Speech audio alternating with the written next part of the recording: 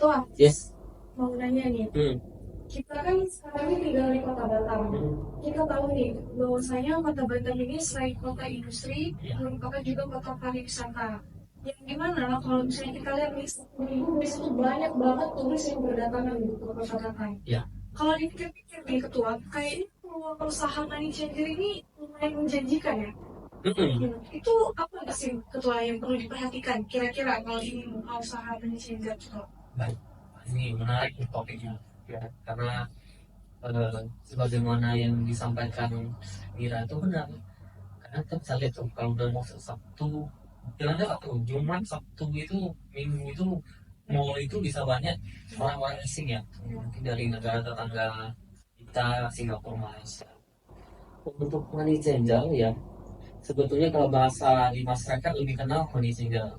Namun bahasa secara di Bank Indonesia itu mereka mengenalnya namanya KUPVA, BB, kegiatan usaha penukaran valuta asing bukan bank. Nah, tapi penyebutan yang itu ternyata itu ya, KUPVA. Tapi karena masyarakat lebih gampangnya itu adalah money changer ya, tanpa tukar uang. Jadi ya kita dalam ini diskusi kita sebenarnya money changer ya. Jadi kalau dirinya PT money changer ya, dia harus berbentuk PT ya, nggak boleh setway. Jadi harus PT, dan PT ini sebagaimana kita ketahui kan di Indonesia mengenal PT PMA, sama satu lagi apa? Yes, nah, khusus PT Money Changer ini atau kegiatan usaha penukaran valuta asing ini wajib PMDN, nggak boleh PMA. Jadi harus pure. Ini pemegang sahamnya atau pengurusnya adalah orang kita Indonesia atau WNI. Ya, itu tahap pertama iya. Jadi kalau orang asing mau dirikan Money Changer otomatis pasti nggak bisa. Oke. Pertama, dia wajib PTMK. Kedua, dalam penggunaan nama, ya, penggunaan nama sebetulnya itu tidak ada ketentuan, jadi bebas. Kemudian untuk penggunaan nama PT sebetulnya fleksibel ya. Untuk penggunaan nama PT itu fleksibel, bukan ketentuan yang kekeh gitu. Misalnya, harus menggunakan kata money change atau apa gitu, atau ada KUPVA nya juga harus. Jadi mau Jaya Raya Indonesia itu boleh-boleh aja. Pada umumnya kalau yang kita lihat di masyarakat, rata-rata banyak PT yang money changer itu dia selalu menggunakan falas Indo gitu. Jadi banyak yang menggunakan nama PT itu mungkin Mitra Raya Falsindo, mungkin Garuda Merah Putih Falsindo. Itu jadinya yang ingin diutarakan adalah Falsindo ini memberi kesan ini adalah PT Money Changer sebenarnya itu. Tapi tidak ada ketentuan wajib pakai Falsindo. Even nggak pakai Falsindo pun oke-oke aja. Ya.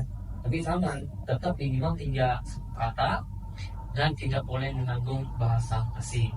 Tetap boleh nggak boleh bahasa Inggris gitu ya.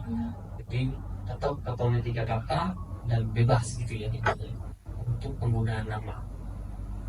Kemudian kita masuk di bagian terkait pendiriannya. Jadi untuk PT Money Changer ini ya, dia bidang usahanya harus tunggal. Beda sama PT yang lain. Kalau PT pada umumnya kan mungkin yang boleh masukin perdagangan komputer, mungkin boleh perdagangan tekstil, mungkin boleh furniture dan lain sebagainya. Tapi kalau untuk kegiatan KUPVA ini ya, dia hanya boleh tunggal satu kali KBLI, nggak boleh lebih dari satu, karena itu tadi dia mitranya adalah Bank Indonesia, BNI ya. Jadi tentu untuk mendirikan PT khususnya di Money Changer ini, yang harus diperhatikan sesungguhnya bukan hanya Undang-Undang 40/2007 tentang perseroan terbatas, melainkan ada beberapa aturan yang harus kita simak, terutama di PBI. Kalau masa terakhir itu PBI, peraturan Bank Indonesia yang kalau yang saat ini berlaku yang 2016, sama beberapa surat edaran dari BI yang menjadi acuan kita juga ya. Kalau biasa di lapangan kita sebutnya SEBI 13, 14, 16. Nah itu yang menjadi acuan kita untuk sebelum menjalankan money changer ini. Selain itu juga sekarang untuk dirikan money changer ini semuanya udah lebih lebih mudah ya, karena kita nggak mesti datang ke BI langsung, tapi semua udah masuk ke websitenya, namanya e-listening, e-license gitu ya. Jadi semua kita bisa pantengin dari situ ya. Rekan mungkin Ketua, oke. kalau kita mengacu pada undang-undang PT, untuk mendirikan PT kan modalnya minimal 40 juta dasar sama sektor. Nah, kalau money changer kan basisnya juga PT itu, apakah sama gitu? Modalnya itu juga 50 juta. Oke, good question juga.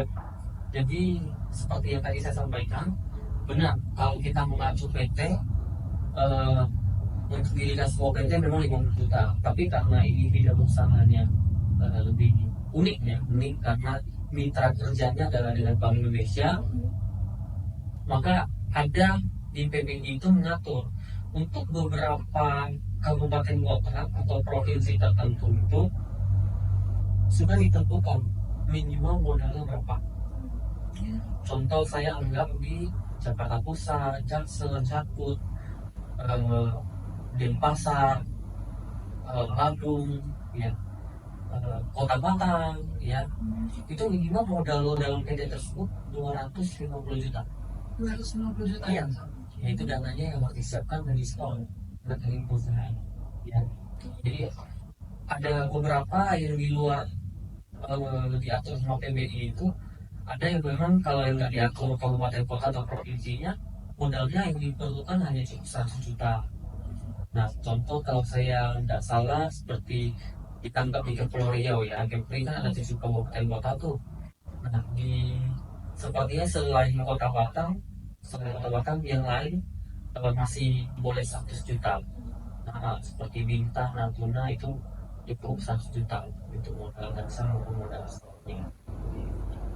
Ya.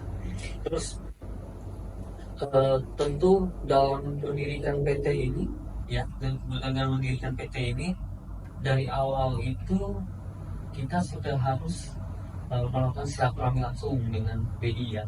Silaturahmi dalam arti kata apa?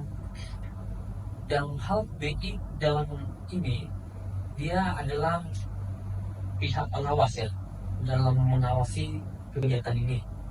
Jadi apapun harus berkomunikasi dengan BI, termasuk nanti mau misalnya ada perubahan alamat, termasuk nanti mau ada perubahan direktur, komisaris, itu semua harus izin dulu dari Bank Indonesia.